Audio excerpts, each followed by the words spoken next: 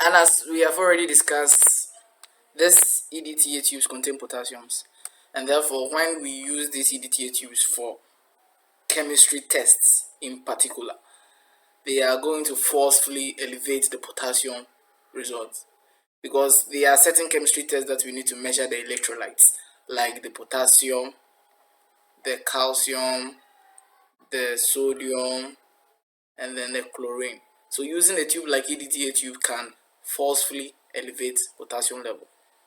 So for instance, someone can be misdiagnosed of hyperkalemia.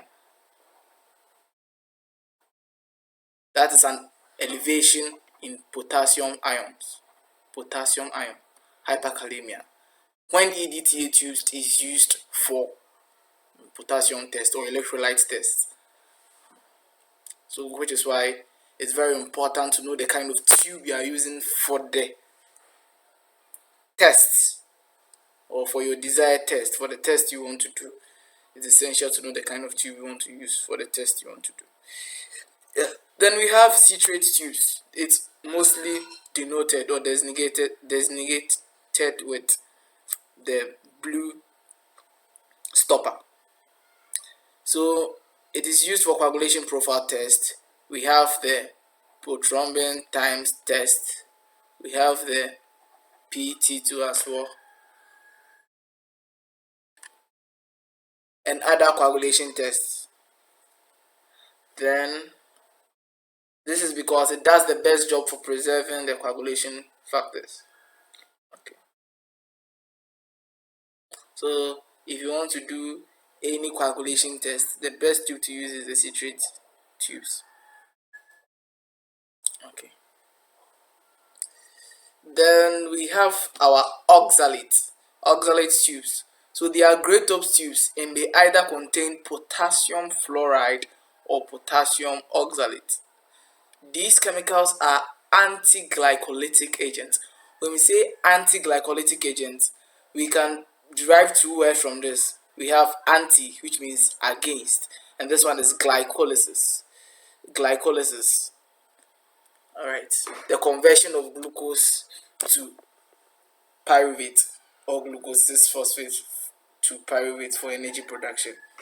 So what this one does is that it prevents the glucose from being used up in the generation of energy, so that we can measure the exact amount of glucose that is needed to measure. That's why we say this potassium fluoride or potassium oxalate are anti-glycolytic agents. So they just prevent glycolysis from happening, so that we can get the absolute amount of glucose, or the deserved amount of glucose we want to measure. Okay, so that is for the oxalate tubes, and it's mostly designated or denoted by gray top. Okay, then we will also have other tubes like the ACD tubes, that is acid citrate dextrose, and then CPD, that's citrate phosphate dextrose. So if you have ever seen a blood bag before, the anticoagulant used in blood bag is the CPD, that's the citrate phosphate dextrose. And the C has its function, which is the citrate, the phosphate, and then the dextrose. All these components have their function. And the citrate is to prevent clotting. The phosphate is to stabilize the pH, and then dextrose is to provide energy to the cells. So mostly in CPD1, we have CPD1 and CPD2. CPD1, for instance, we have CPD1, then we have CPDA, citrophosphate dextrose, we have adenine too as well. So this one, for instance, preserves the blood component for approximately 35 days. So when you donate a blood sample after 35 days, it's a spice.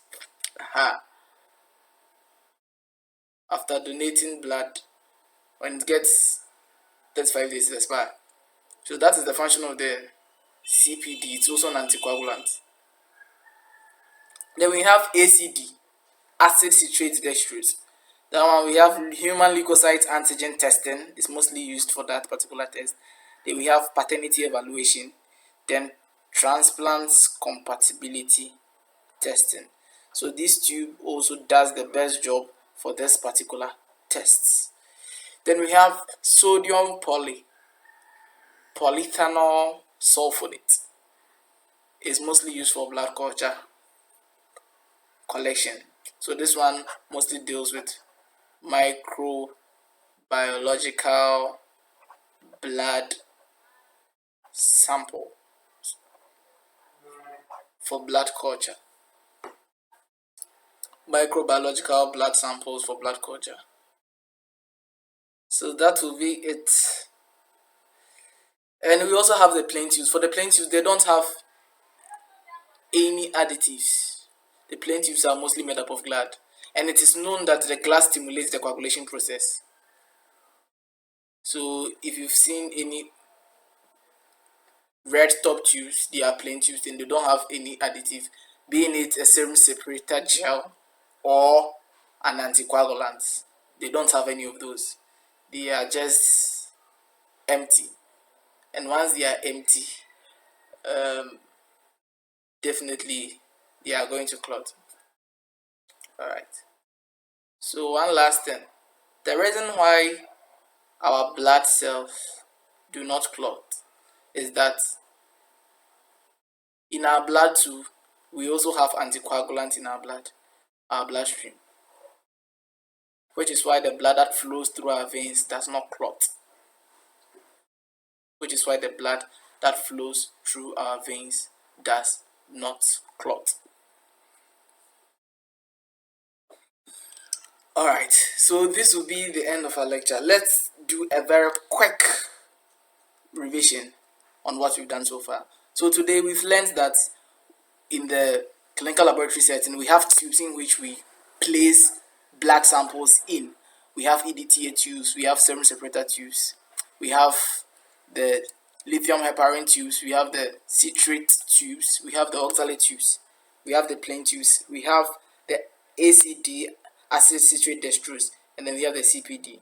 So we said that the EDTA is mostly used for routine hematological tests, and it can appear in two forms, that is the powdered dipotassium or the liquid tripotassium. Then we know that it does its coagulation by chelating calcium so that the clotting cascade factors are preserved. And for the serum separator tubes too, they are mostly for clinical chemistry tests, and it leads or results in the formation of serum, and it contains activators or gels which enables the clotting process. Then we have the lithium heparin. We said lithium heparin does its coagulation, that's it anticoagulation, because it's anticoagulant, by preventing clot or preventing thrombin formation. It is mostly used for arterial blood gas analysis, as we discussed, like partial pressure of carbon dioxide, hydrogen carbonate, and then pH. And then we talked about citrate tubes is used for coagulation profile test because it does the best job in preserving coagulation factors. Then we have the oxalate tubes, as I said, that they contain anti-glycolytic agents that prevents glycolysis from happening, therefore measure the absolute amount of glucose that is found in whatever specimen we are investigating. And then we talked about ACD, acid citrate dextrose, as well for human leukocyte antigen testing, paternity evaluation, and transplant compatibility test. Then we have CPD, citrate phosphate dextrose, that one to use it in the immunohematological setting, that is the blood banks. And then we have the SPS, sodium polyethanol sulfonate, which is used for blood culture collection.